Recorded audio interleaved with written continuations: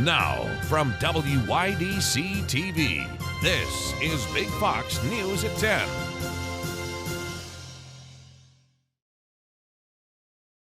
Good evening, I'm Anna Manuel.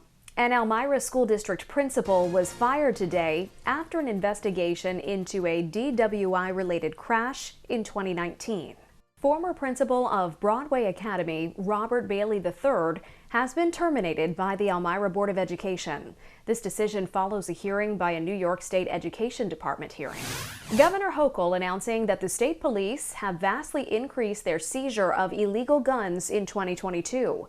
In addition, Hochul referenced a specific recent gun bust by the police of 30 illegal guns, including assault and so-called ghost guns. So I'm pleased to announce that we've seen a 104% increase in seizures by state police just since last year, just since we put an intentional focus on accomplishing what they did here today. We're proud of it. We're seizing more illegal firearms. We're making more communities safe. And so far, the state police have seized over nearly 800 guns, and that's an enormous increase. Inflation has hit our dairy aisles hard at the grocery store, as the price of milk is up more than 6% in a year.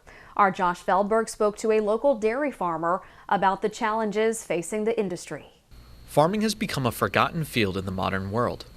With food and especially dairy prices soaring in recent months, people are starting to remember their local farmers.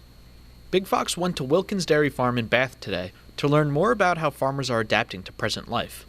I would say that the guys that are left are pretty A-type personality. They're laying awake at night trying to say, all right, how do I survive and how do I do better and how do I... They want to improve in all areas of their business, move forward and be in agriculture. They're pretty passionate group. Wilkins Farms has around 2,400 cows. Every day they fill up around 2 tankers worth of milk. Scott and the farmhands work around the clock doing everything to make sure they are being as efficient as possible. We've had to do more of locking prices and committing ahead of time to get better prices on commodities and fuel and fertilizer to guarantee that we can purchase at a price that will allow us to have sustainability and maintain a profit. Wilkins Farms has also had problems getting the machines and parts they need to run their farm efficiently. Some of these farming machines aren't available anywhere in the country. The milk from Wilkins Farms goes into Land O'Lakes Butter and Hershey's. They run a tight ship to make sure every drop of milk they produce is of the highest grade. Dairy product prices may remain high for quite some time. Scott told Big Fox that he thinks it's possible these prices may become the new normal for food. Josh Feldberg, Big Fox News, Bath. Fall is fast approaching, and with it, the Wine Glass Marathon. Volunteer registration is now open for the annual Wine Glass Marathon. Volunteers are needed for setup, registration help, manning hydration stations, and other duties to help the race go off without a hitch. Any groups or teams looking to register as volunteers can visit runsignup.com and search Wine Glass Marathon. The Land of Oz has come to Corning. Your family can go see this classic tale brought to life on stage this weekend at Corning High School. The show will run Saturday beginning at 7 p.m. with a Sunday matinee at 2.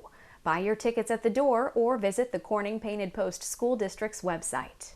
The U.S. economy adding more than 500,000 jobs in July, blowing past expectations. Employers added 528,000 jobs in July, higher than the 250,000 predicted by economists. The job growth coming as markets continue to deal with inflation and rising interest rates.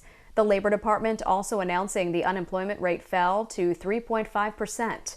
But the impressive numbers have some experts wondering how the Federal Reserve will respond to the news. Anna Wells reports.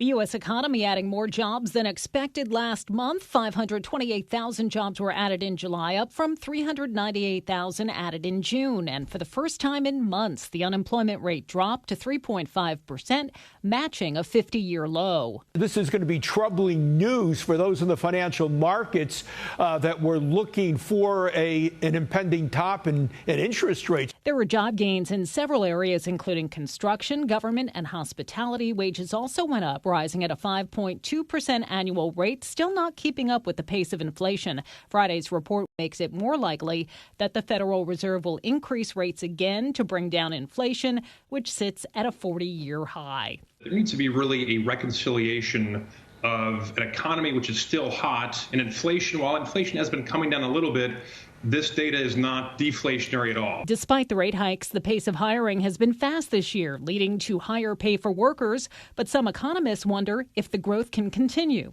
Our definition of 2 quarters of negative GDP or contraction, we're technically in a recession that could get worse.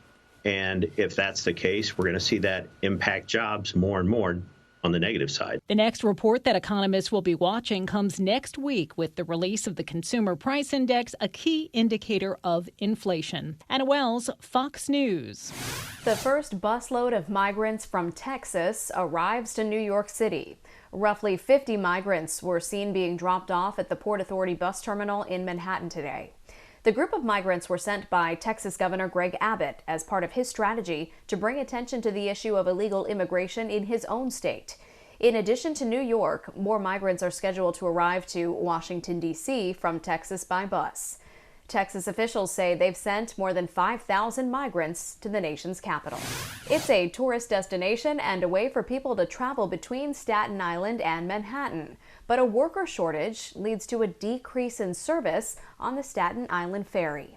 Thursday morning, the ferry was running every hour to and from Staten Island. That's down from the normal schedule, which is every 15, 20, or 30 minutes, depending on the time of day. No official word on what's causing the worker shortage, but the Secretary General of a union that represents ferry workers says ferry staff are, quote, very shorthanded in all of our titles. Your complete weekend forecast is next. Plus, back to school season is closer than we might think. But as families gear up for their kids' return, inflation is making the cost of school supplies sky high. Stay with us. Here's your local stock market update from Big Fox.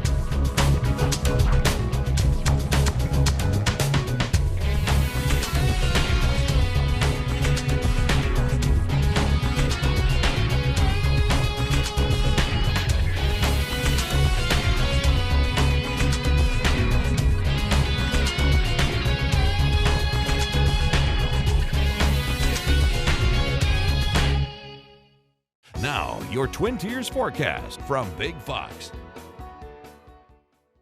Hi everyone, welcome. I'm meteorologist Sam Ryan. We're going to throw at us some of summer's best with warm and humid conditions out there for the remainder of the weekend. Now, we'll be a little unsettled, so if you have outdoor plans, you may have to dodge a few storms flaring up in the sky. They'll be sort of our garden variety, a typical summertime type of storm. So it rains itself out, doesn't have a lot of organization or tilt to it. And so the updraft and the downdraft sort of cancel each other out after about 30 to 40 minutes if you happen to get hit by one of these. So just be aware, though, that we could have a brief heavy downpour out of a few cells in the afternoon. Then everything quiets down as you get closer to the setting sun. So they're feeding off of some of that heat. And of course, the fuel for these storms is the moisture, and that's where we get the high humidity. Cold front then moves at us Monday and into the day Tuesday. And that will bring in more numerous storms, a little bit more organization to them, and then wipe away our humidity for a time at least. We'll get a little reprieve from it all. Looking back over the last 5 days at precipitation, picked up just over ½ an inch on Thursday. And we've had some storms around for the day here Friday. Going into the afternoon Saturday, we're looking ahead.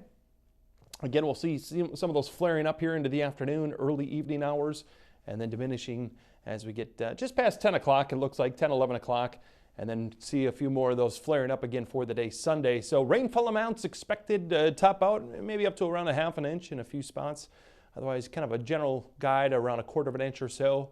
Midnight temperature, 72 degrees, 69 here at 3 a.m., 67 at 6 a.m., As we walk out the door, a little bit extra cloud cover, some fog possible. And due to all that moisture trapped at the surface, 68 here at 7 a.m. and then it clears on out, 86 at noon, up to 90 or so around 5 p.m. and we'll hit highs in the low 90s with that threat afternoon and evening storm. So highs around the region will top out around 90. Heat index value mid-90s. It'll feel like 96 degrees out there at times. And record high, by the way, is the average high is 83, so we're going to be well above that for this time of the year. Here's the dew point temperature, the measure of moisture in the atmosphere. When we're in the 70s, we call that sort of tropical outside, where you really start to feel that humidity, a little sultry. And so that dew point temperature, the average will be even on Monday at 70, and then notice how it starts to fall. That's the cold front moving through. Gives you a good idea of when they'll occur Monday and into the day Tuesday. And we'll have a little bit more numerous storms out ahead of that, and even along it, some shower activity. So 90 for a high again for our afternoon Sunday. 90 again, average high 83. Sunset occurring around 8:19, 8:20 or so. Isolated storms both days here, Saturday, Sunday. Chance of storms then Monday with the arrival of that cold front. Things cool down and the humidity drops some as we head into the day Tuesday and Wednesday. It might seem hard to believe, but the back-to-school countdown is underway. And while some parents might be looking forward to sending their kids back to the classroom, the prospect of shelling out hundreds of dollars on supplies is not so exciting. Jill Nato has more on how you can avoid the sting of inflation, plus a look at parents' concerns over school safety in the midst of so many mass shootings. Back to school season is right around the corner, but inflation and concerns over school safety are creating added stress for students and their families. According to consulting firm Deloitte, parents are expected to spend more than $600 per kid on school supplies this year. Budgeting expert Andrea Warrock says shop your home first before heading to the stores, advising parents to rip out pages from half-used notebooks, gather spare crayons, and wipe down old binders and backpacks. If you do have to purchase additional supplies, Warrock recommends buying in bulk and dividing the items in cost with other families in your child's class. If you have one person, you're winning. Communities across the country, meantime, are also lending a helping hand. This barbershop in Garland, Texas, doling out backpacks full of school essentials and reminding everyone about the importance of boosting a child's self-esteem. There's a lot of kids that have good in them, and nobody says, hey, we care about you. And when it comes to picking out the all-important first day of school outfit, history repeats itself, especially with fashion. So we're seeing a lot of the 90s, even the 70s, the bell-bottom jeans are back. Meanwhile, finalizing back-to-school shopping lists is the least of some parents' concerns. With a mass shooting at Robb Elementary in Uvalde, Texas, sparking renewed fears over school safety and prompting law enforcement across the country to reevaluate how they respond. You hear something horrific going on inside, you don't wait. You go in single officer through that door by yourself. With families looking for ways to save money on back-to-school shopping, Walmart says it's offering more than 100 top school supplies for under $1, with some at just $0.25. The retailer says they have not raised prices on items like Crayolas, pens and pencils, paper, folders, and planners. Target also has items for $0.25, including pens, pencils, and notebooks, with some school outfits starting at $5. Amazon, Apple, and Best Buy also have sales on tech items. In today's society, tattoos have gone from taboo to acceptable. And now tattoo ink is transcending wearable art and moving into the medical world. Ashley Strohmeyer reports. Tattoos can express our personalities and represent important milestones. But what if tattoo ink could improve our health? Researchers in South Korea studying electronic tattoo ink say it's possible, taking a blend of liquid metal and special molecules called nanotubes to create artwork on a patient's skin and using it to monitor their heart rate, perform non-invasive medical checks, and more. We can measure ECG or biomarkers in sweat.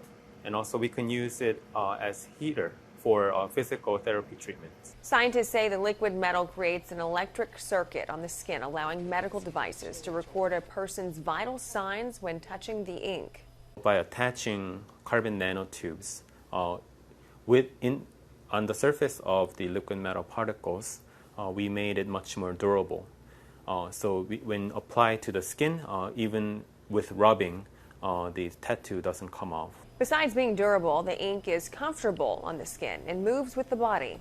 And the other advantage is that the user can basically design their own circuit. The ability to let patients draw their own designs can also help brighten someone's stay at the hospital. But if the idea of painting liquid metal on your skin seems hazardous, scientists say the same metal is used in standard thermometers and is non-toxic. In the future, researchers hope to incorporate computer chips into the ink so it can wirelessly communicate with medical devices. Still ahead, gas prices are on the decline, and one airline is cutting flights. Those stories and more coming up. Demand for gas is on the decline, and one airline announces cuts to its fall schedule. CJ Papa has those stories and more in today's Business Briefs. Democrats in the Senate say they now have the votes they need to pass the Inflation Reduction Act. Senator Kyrsten Sinema saying on Thursday she will move forward with the deal after previously holding out on the major tax and spending bill struck by Senator Joe Manchin and Majority Leader Chuck Schumer. A vote on the bill could come this weekend. Demand for gas is falling to levels not seen since the beginning of the pandemic. AAA saying that even as prices at the pump have been declining, drivers appear to be altering their habits to deal with the higher than usual prices. A recent survey by AAA finding that 64% of drivers have changed their driving habits since March. American Airlines cutting hundreds of flights from its schedule this fall. The airline saying it will cancel about 3% of their flights scheduled in September, about 5% in October.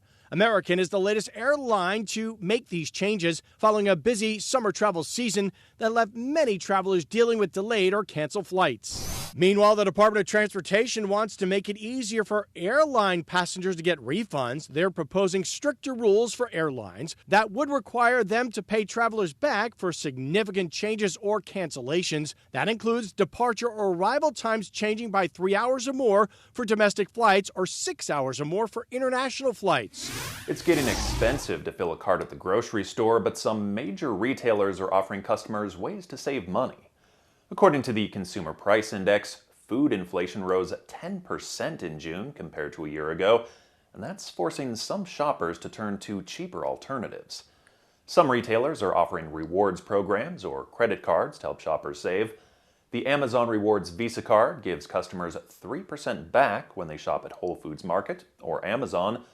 Target customers can get 5% off at stores or online with the Red Card, and Walmart is offering 5% cash back for online purchases with the Capital One Walmart Rewards Card.